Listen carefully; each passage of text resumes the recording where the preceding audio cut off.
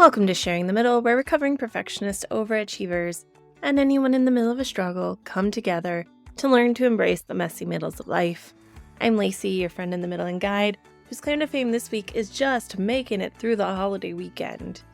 We went and did several family things and outside, all those things, and it happened, and my kids were happy, so I'm pretty happy with that. Today on our episode of Sharing the Middle, we have Kim O'Hara, who is someone I was so excited to have on, and you'll hear why.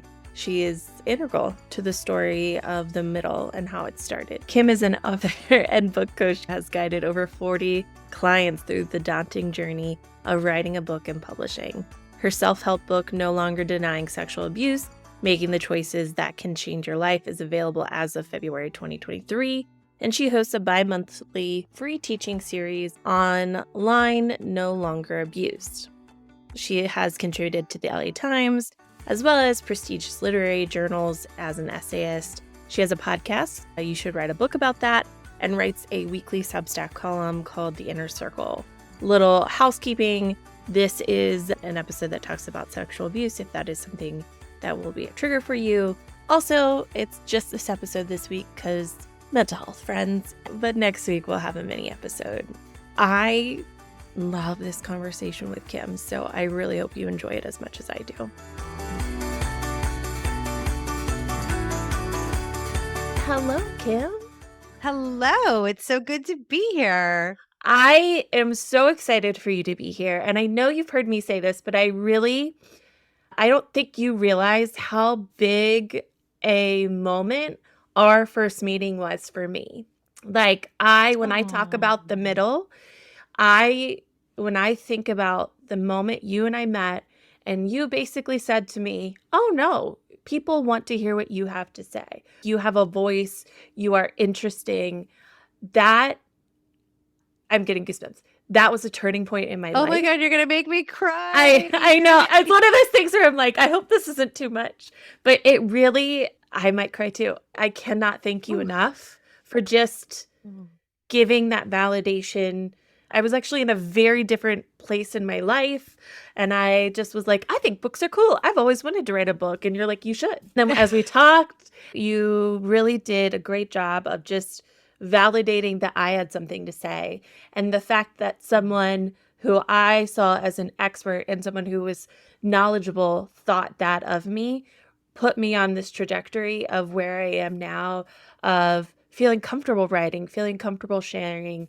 And I truly cannot thank you enough for that, because like I said, I don't think you realize, but when I think about my timeline and my story, our conversation is a turning point for me. And I just cannot thank you enough. Oh my God. I am so going to use what you just said as a testimonial, by the way, because I just Absolutely. met with a woman yesterday who wants me to start doing more events for women of just that ilk. Yeah. Not necessarily let's write your book tomorrow, but more just like, you've got something to say and you are valuable and you have a right. And so many women are like, I do? Like, you're so not alone. Absolutely. And I think part of it's like, I live in Cincinnati. I'm in the Midwest. I've lived what I think I would consider a small life. And so to hear someone say, no, it is a big life. It is something we want to hear. Yeah.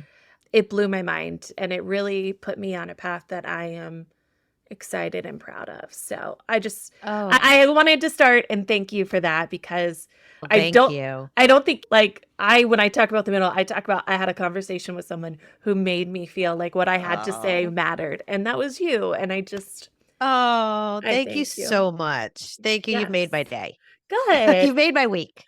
You've made a difference for me. So I'm glad that has made a little impact for you. It's a love fest. It is. Mutual love fest. I really appreciate it. We usually start with someone talking about their relationship with the middle, but I would love for you just to give your own little quick introduction in your own words about who you are. And you and I met via Hey Mama. You were one of the first people to say, hey, let's just chat. And we did. We chatted and we had a really lovely time. Obviously, it was life-changing for me. But why don't you tell us a little bit more about you? Sure. I've changed the narrative of how I talk about myself recently. And I used to come out with right away and tell you I was a book coach in Los Angeles. And The narrative that's shifting now is I start with I'm a writer, and I've always been a writer, and that is the essence of who I am.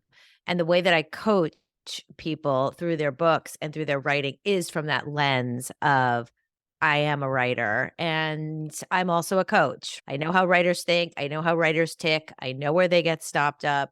I know where they don't believe their story is valid. I help them through the hills and valleys of getting through that really tough journey of writing a book.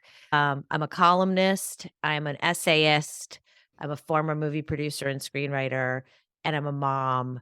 And I'm just waking up every day doing what I do here in Los Angeles. So that's kind of me in a nutshell. I find when people first hear me talking about the middle or hear about the concept, they have this visceral, oh, I know what this means for me. What was that for you?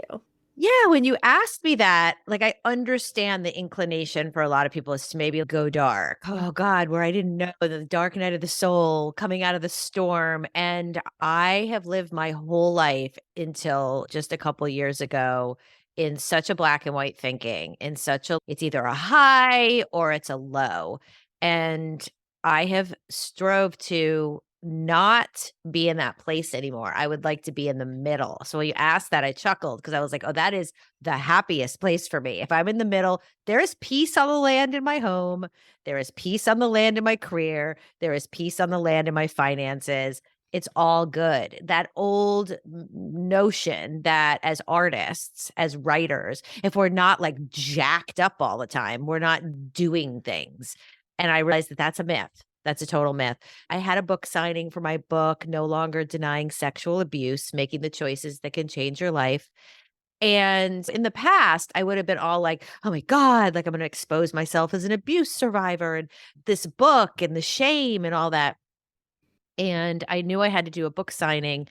And I was like starting to get into that mindset of his women were like, have to make it work, like Mhm. jam it in, make it happen, find the venue, get the guest list. And instead, I just decided to breathe in, pray about it, stay in the middle, and just see what was available for me to receive.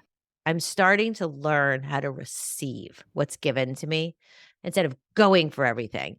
And literally, I was sitting with my friend Maida at a bookstore in Culver City, beautiful bookstore, lamenting about this. Where am I going to do my book signing? Whatever. She goes, what about here? And I was like, oh my God. That's like an amazing. But then immediately I thought was like, oh, they'll never. Yeah. Like, I'm not good. She goes, just talk to the owner. And I'm like, that I can do. Like, I'm a good, like, chatter. Found the owner. She was like, sounds great to me. When can we put you on the calendar? I was like, no, like this is impossible. And then I was like, okay, then immediately everything's too good, right? Like, so, okay, Uh-huh. what's the next hurdle? And there was never, ever a hurdle. Even when the bookstore lost the books Oh my that gosh. were sent for the book signing, I still didn't freak out. They were found in a pile 2 days later, by the way. Uh-huh. We ended up just bringing the books that I had on stock and like we made it work. But it's like every musician that performed, every person that came on the guest list, every hug, even down to I found the perfect outfit at Macy's, like perfect hair, perfect everything. And I never stressed, not once. And that was definitely a first time for me. That's what I strive for. That goes with this is embracing. I am trying to learn how to Yes. embrace the middle. And that's what it sounds like you achieved there. So I am so curious. How did you learn to not, I don't know if it's learn to not care or learn to receive. I really liked that phrase of I'm receiving. I know that's a big question, by the way, of how did you get there? But I want to know because that's what I'm trying to do. It's really important for me to go out with this topic of sexual abuse and a sexual assault, create a platform and a space of service for others to speak. It is not about me. It is not about my book. It is not about how great I am, right? My job is to show up and look good, create a good space for people to share.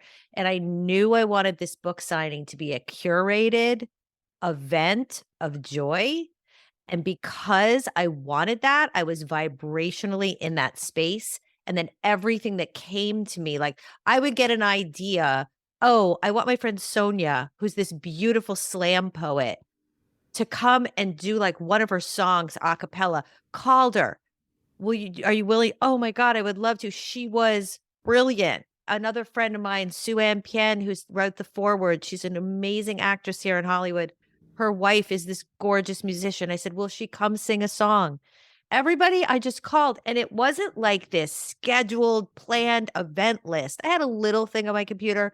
It was literally like I'd be driving in my car and I'd be like, oh my God, I didn't invite Amy. Oh my God, Michelle, maybe this person knows a great videographer. And I just kept having the conversations, taking the things off the list, trusting things would show up, and just knowing like I didn't want to be a stress case when I got there. I give a lot of credit to these two women from my church who showed up.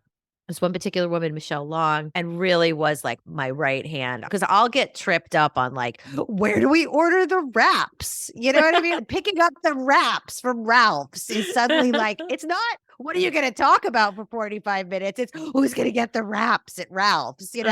And she like calmed me down. She's like, we go online, we order the wraps. That's the kind of stuff that'll trip me up. Interesting. So I have two things that I want to pull out. The first one is, it's so interesting that you talked about receiving, but I heard several times where you invited people in. And so I think that's an interesting kind of push and pull of inviting people in and allowing yourself to receive from them. Yes. And that's really beautiful. And I think it's beautiful because we as women tend to have a hard time accepting help and asking for that help. Right. So allowing people to come in and be a part of this, inviting people for you to receive. I know that sounds silly, but those words seem to are important. Yes. Yes. It's true. It's like, come into my world. I have a hunch that this is going to go down and I'm going to benefit and you're going to benefit and other people are going to benefit. So if you want to go on the ride with me, come.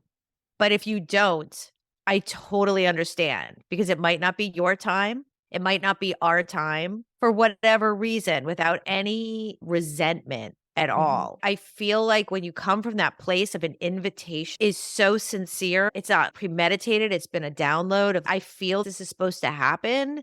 It comes from an amazing, amazing place. I've had this idea for a long time for a gathering of women.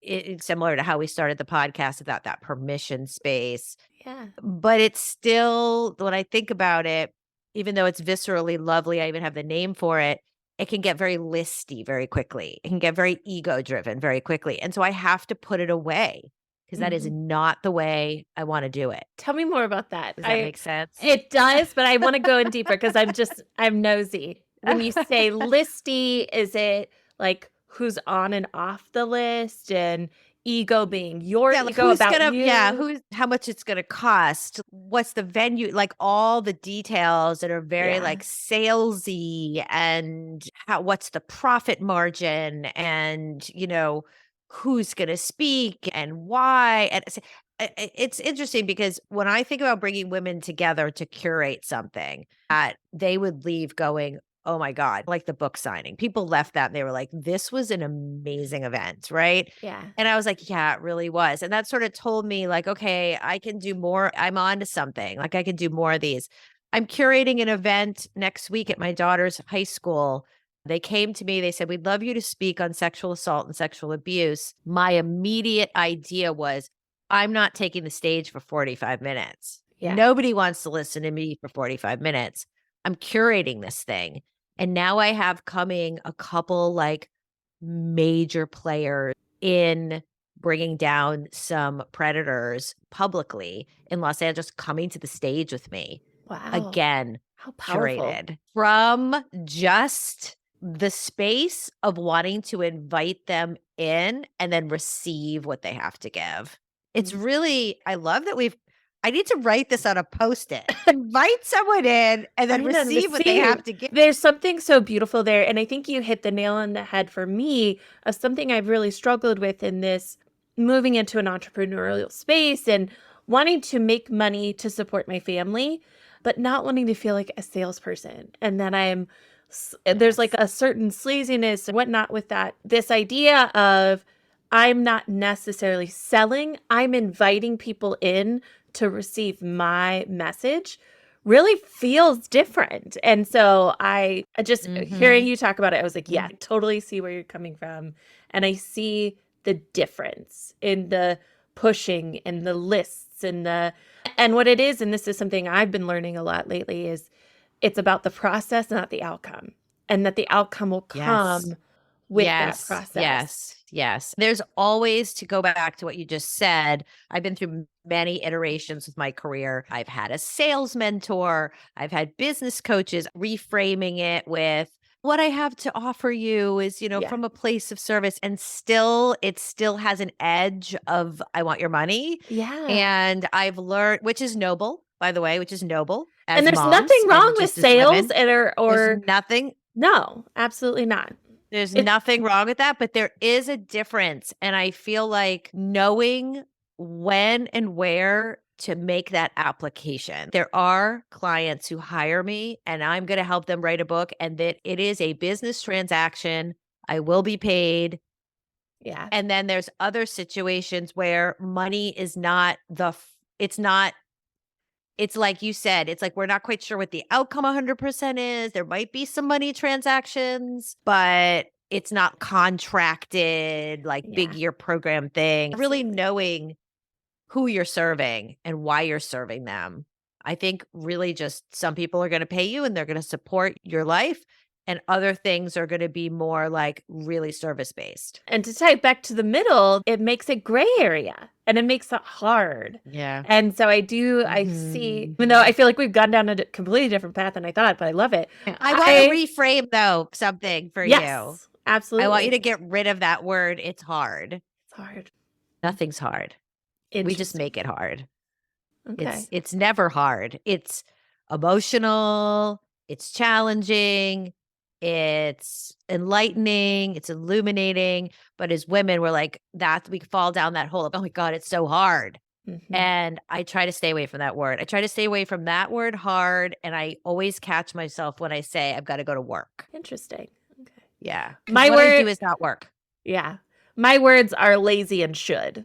Those are the two Oh, words yeah, that I don't call really, yourself lazy. yeah, and Because you have children, they can't hear that. that is something that I've really consciously been working on, is removing lazy and then noticing when I say should and why I'm saying should.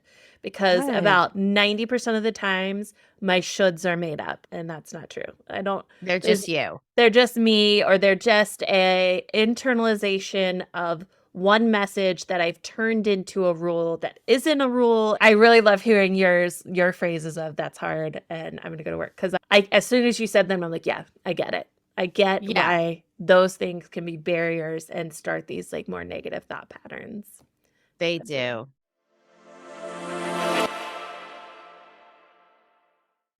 I'm really excited to be partnering with Happy Curves. It's a really awesome product to help with something that we all do, which is sweat. I've gotten the lotion to powder comfort cream, got the fragrance free, but I did order some of the tropical scent and I'm excited to test that out. What I really love about it is it's easy to put on, starts as a lotion, turns into a powder, and it works in the areas that I need it to.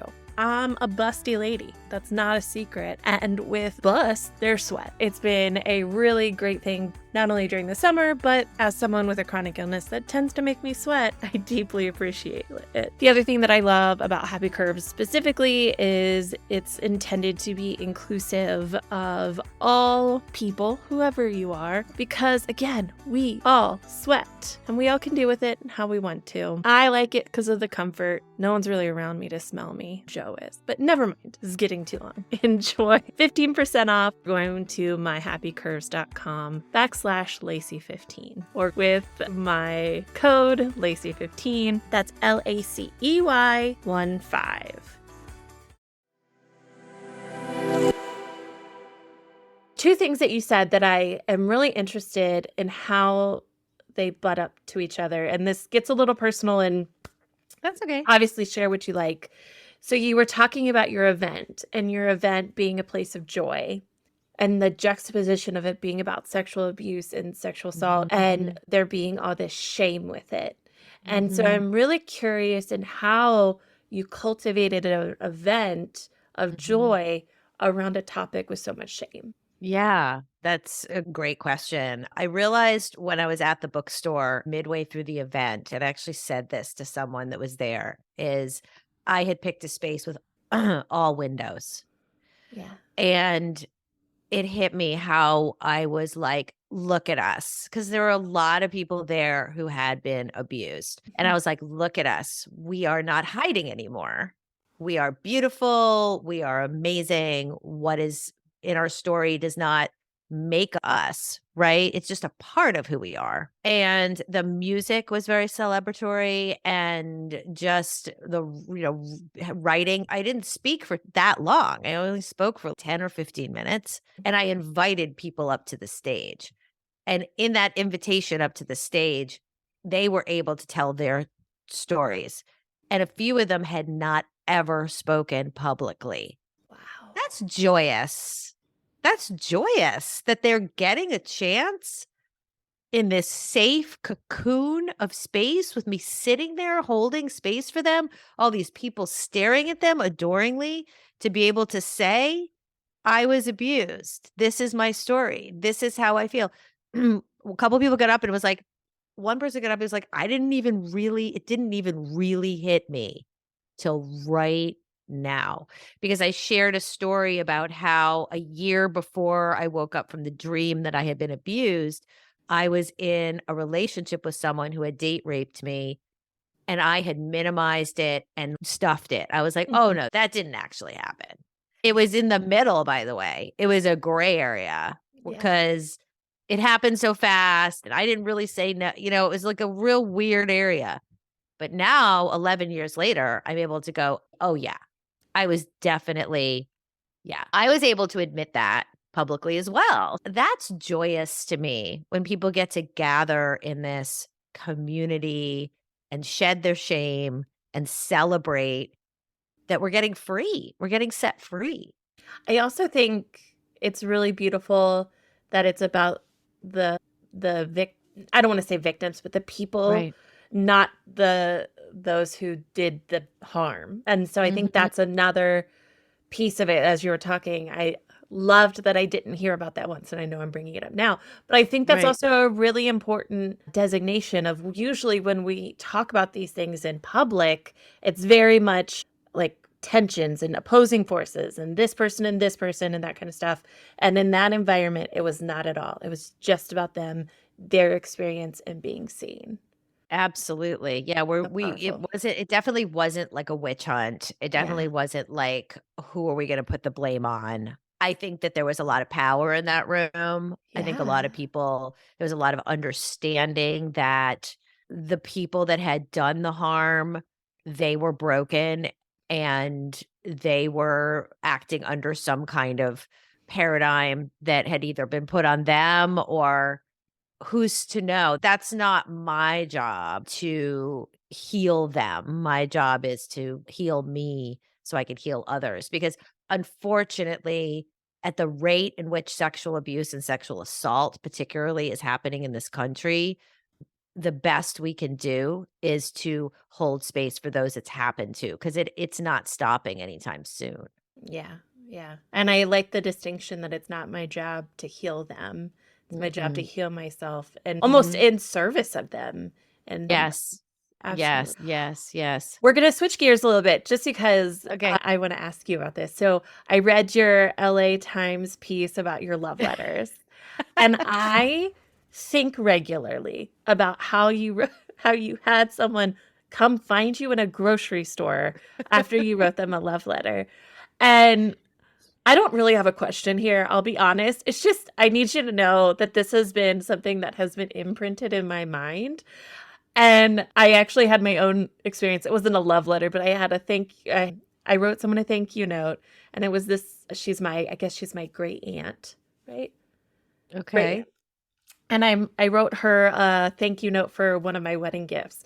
And apparently she kept it on her table for a long time, saying it was the best note that she's ever given. And I was at my grandmother's funeral a few weeks ago, and she sought me out and she's like, I just need you to know that's still the best thank you note I've ever gotten. Which coming Oh. from someone of her age, like, that's a huge compliment. And I thought of you, and I thought of, like, this must be how Kim feels with these people talking about her love letters. So I don't, do you have any thoughts on that? I don't want to speak for you. Yeah. Oh, no, it's interesting because I wrote that piece originally for Modern Love in the New York Times, and I did not get it in. And I was like really a little bit disappointed because I had done a lot of work on it. We don't just roll these things out. They take Yeah. a lot of time and a lot of editing and a lot of contemplation, especially to fit into a small space. You have to really pick every sentence and every word.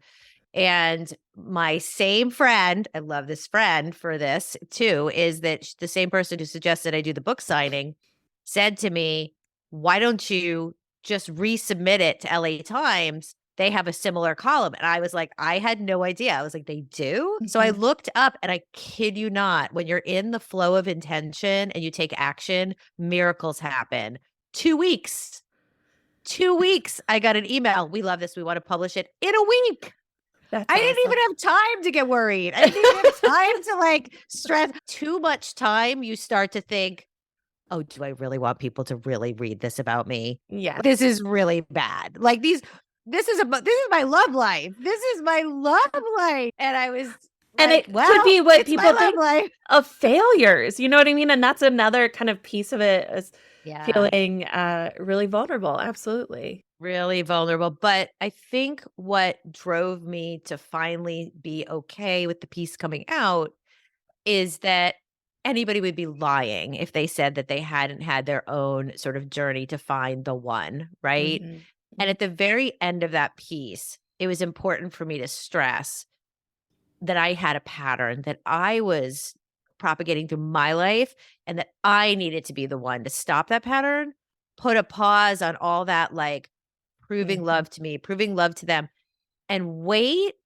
and know in my heart that once I stopped that pattern, that next person that comes along that I would write that letter to, it would be very different. And I haven't written one yet. I usually like to end our conversations with a piece of advice, whether that's something that you've lived by or something advice you would give yourself. What advice would you like to share? Yeah, I would like to circle back to the beautiful sentiment you shared with me in the beginning of this show, where we don't need permission to have a voice. We don't need permission to write, but a lot of times we need that from somebody. So if you've been set free by another, I would say look for another person, a woman, that you can give that nod to and say, hey, I see you. I hear you. You have a story. Your life has value. You are valuable. And just help set them free. I love that. Real quick, what would you like to plug or share? I've got all the links that I'll put in the show notes, but anything that you'd like to plug right away? I am building followers for my column called Inner Circle, which is a dumpster fire of human fragility. And I write it 3 times a week. Yeah. And I would love more people to join it. So it's kimohara.substack.com. Yesterday's column was about shearing sheep. I know it was. Okay. I read it and I just was giggling. And I loved the moment that you're like, I could have pushed through and done something else, but we're going to talk about shearing sheep today. And I was like, what are we talking about? Exactly. So to anyone listening, if you're looking 3 times a week for a very short read, it takes maybe 5 minutes. kimohara.com is my website. If anyone's looking to write a book, please reach out for us to have a conversation. Thank you so much, Kim. I'm so glad that you joined me today. I've been wanting to have you on for a while. It's been amazing. Thank you so much for having me on. It's been such a pleasure. Thanks for sharing the middle with me. As always, I hope you've been able to see a little bit of yourself in the story we shared today. Don't forget to follow, share, rate, review, and follow me on social media at Lacey Shares. You can always check out the Joyful Support Movement at joyfulsupportmovement.com and see all of the amazing goodness we have there, like No Shame in the Home Game, Pops of Joy, courses, resources, and of course, the Joyful Support Village. All right, now go out there and spread some joy.